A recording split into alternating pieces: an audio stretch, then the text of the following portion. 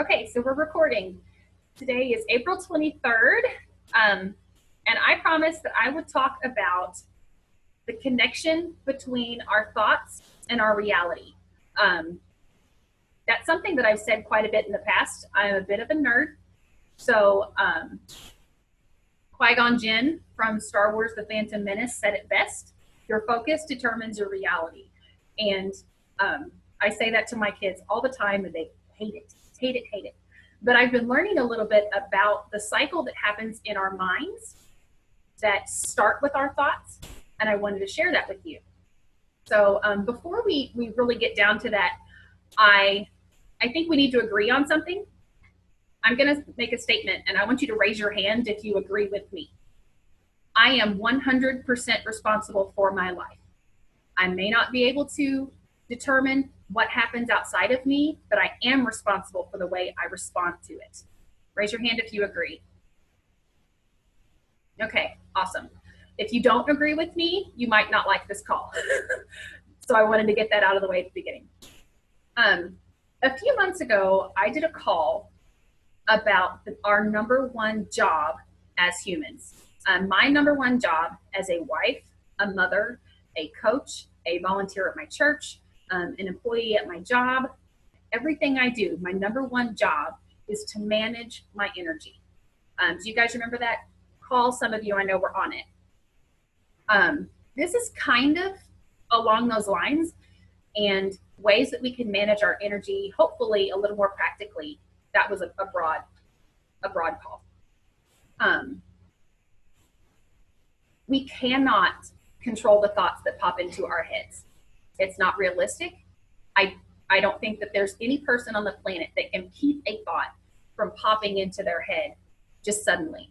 Can you agree with that? Can you stop thoughts from coming into your head? But we can determine what happens to it once it enters our minds. Somebody said to me once that thoughts are like seeds, and I get to decide which ones grow inside me and which ones don't. Okay, so like a garden, I can decide which ones I take care of, which ones I water and protect while they grow. So whatever you focus on, you will eventually feel. Let's say you have a thought. Last week, I had to cut my workout short because of my morning schedule and still kind of getting in the swing of things. And in order to make it work on time, I had to stop my workout about midway. And I hadn't yet hit that endorphin rush that you get from a good workout. I hadn't gotten that point. And I remember being really disappointed by that. And just kind of I let it sink in. I let it bother me. And within the next couple of hours, I just started noticing my mood start to come down and my energy come down with it, because I had hung out on this thought that I was missing out on this something from the morning. And that's just a silly example of what can happen, but it was extremely powerful, and I had to recognize that I was doing it. So whatever you focus on, whatever thought you focus on, will eventually turn into an emotion that you'll feel.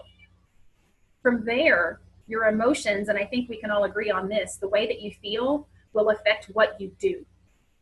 If you have a bad day, those of us we're all ladies on the call tonight, if you have a bad day emotionally, PMS, does it make you tired and you want to say screw it and go to bed early? You can raise your hand, it's okay. So if you have a bad day, it makes you not want to do certain things. So the emotions that you feel will determine what you do. And it's very, very easily understood that what you do determines your reality. What you do determines your outcome and your results. But there's another thing, that your reality, your results, your outcome, the way that you feel at the end of the day will determine the environment you put yourself in. So as coaches, we try to surround ourselves with positive people that have similar goals to us, that we have similar loves, we have a similar mission.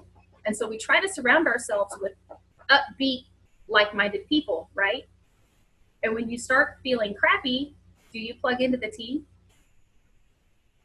Or do you kind of hide and shut down Facebook and go to bed?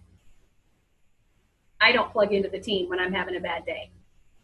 When I'm having a good day, I'll hop into the team probably several times. And I'm surrounding myself with that upbeat energy, that encouragement, that inspiration. And it just makes me, it's a cycle. And I just feel better and better and better and better.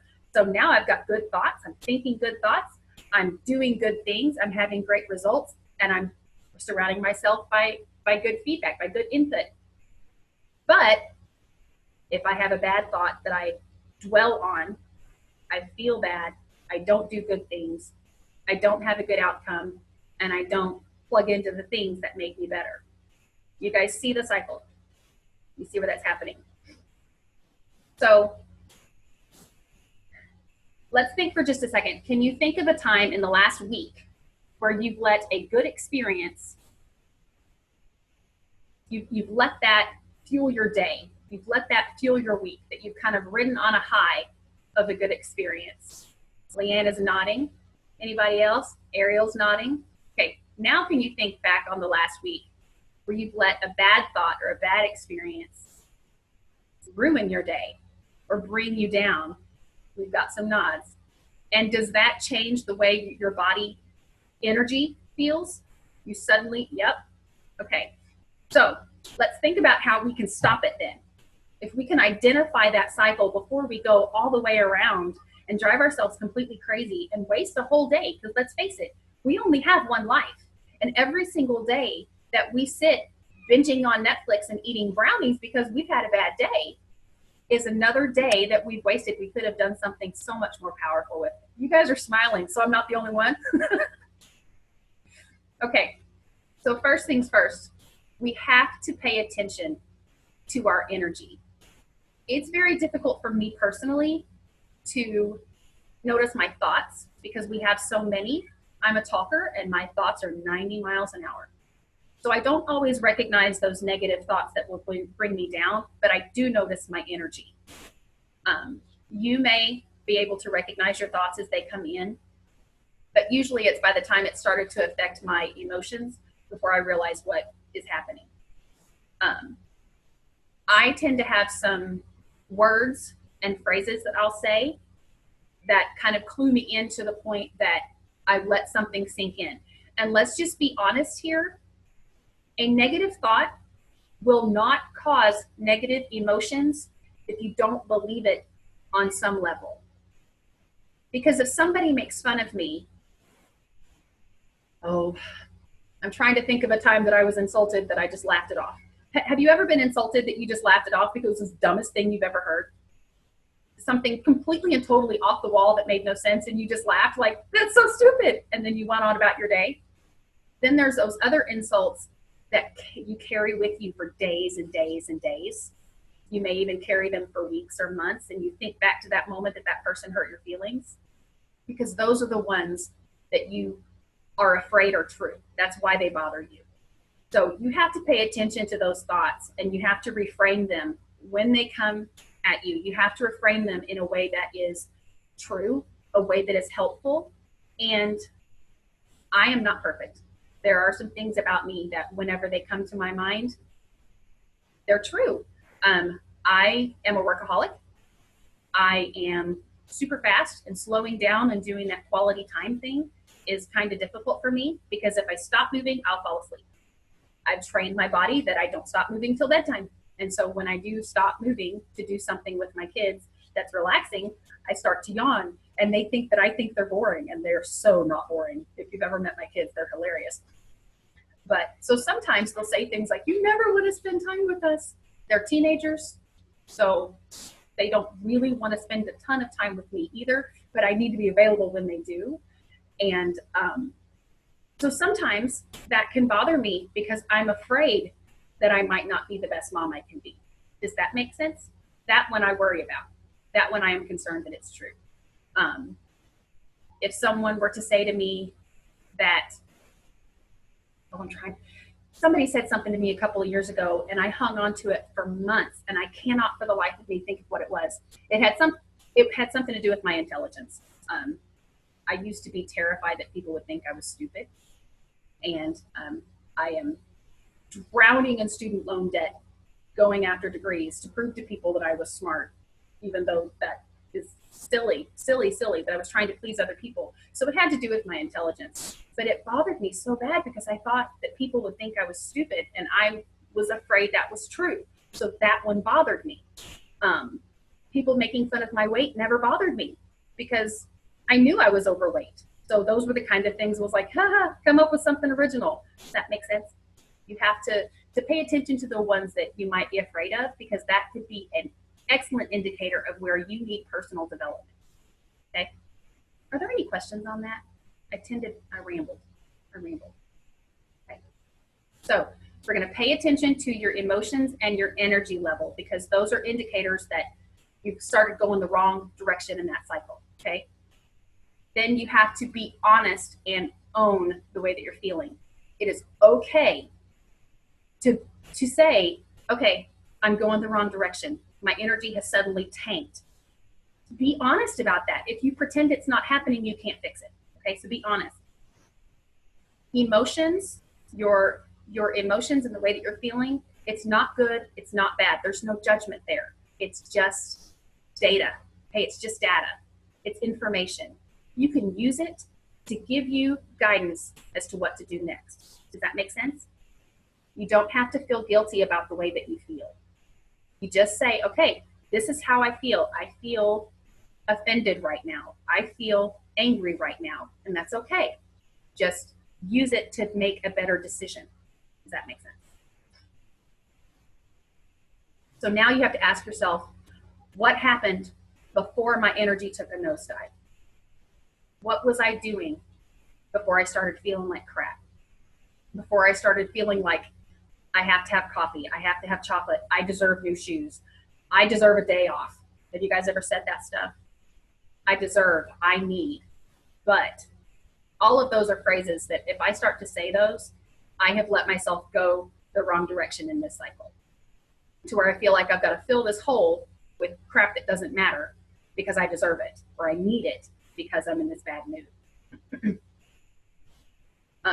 So I grab a hold of these thoughts now. I've taken a look at what I was doing. What was I thinking? And now I grab a hold of that thought. If you're a Christian, you're familiar with the scripture probably that says that we have to, and I'm totally going to butcher it, we have to take hold of every thought.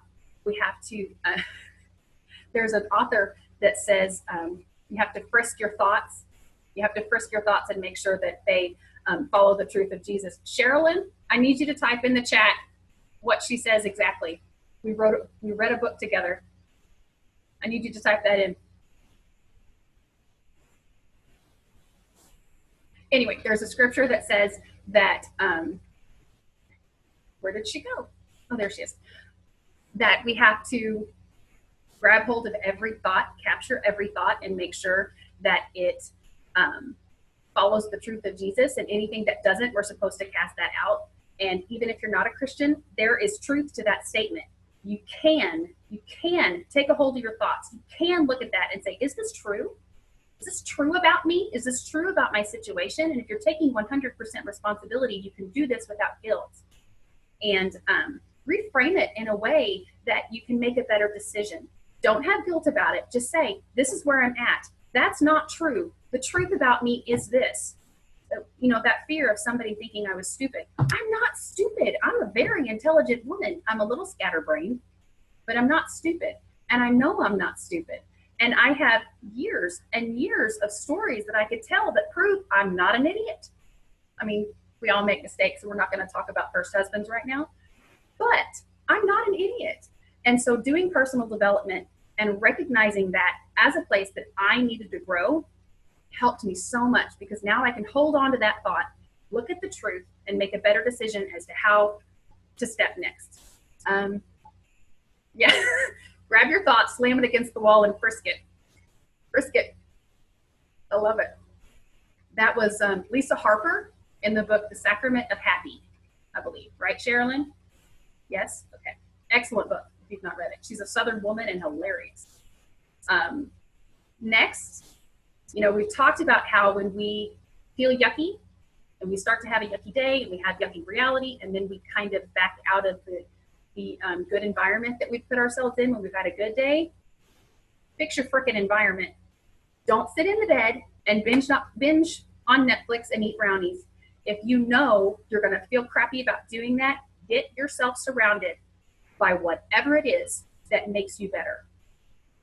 That means you plug into the team. That means you do personal development. That means you read your Bible. That means you throw on some worship music. That means you throw on some just dance with the kids and shake your groove thing.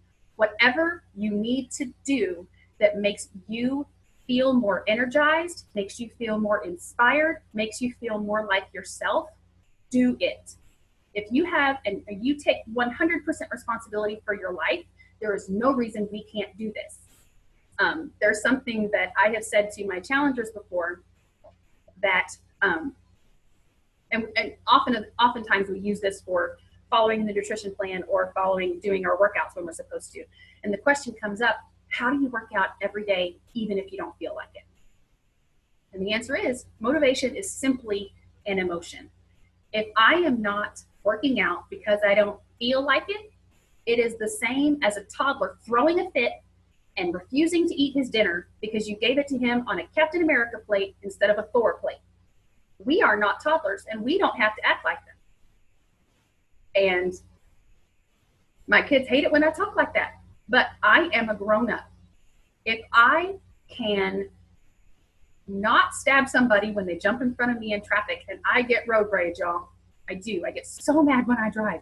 But if I can control my behavior and not run people over and not throw things out the window and not stab a person for mistreating me on the road, I can also control what I put in my mouth with my fork and what I put in my mind with my environment. If I know I'm feeling down, I will put on a YouTube video or some music or pick up a book. Usually I need something audio, so it'll be a video or something, a podcast or whatever. But I know I need that.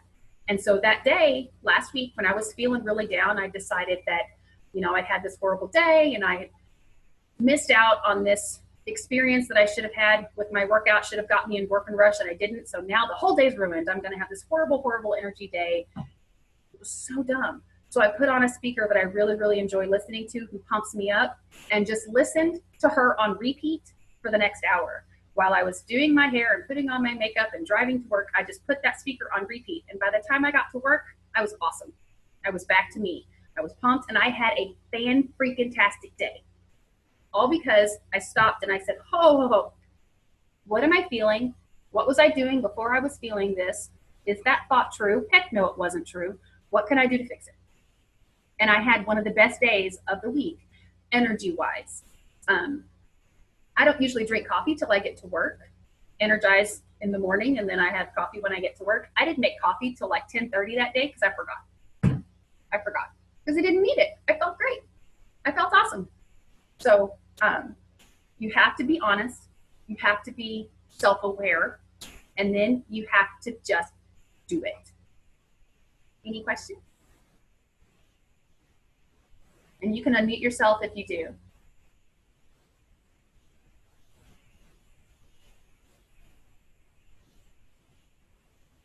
I know I rambled. Would it help me to type out those steps in the group later?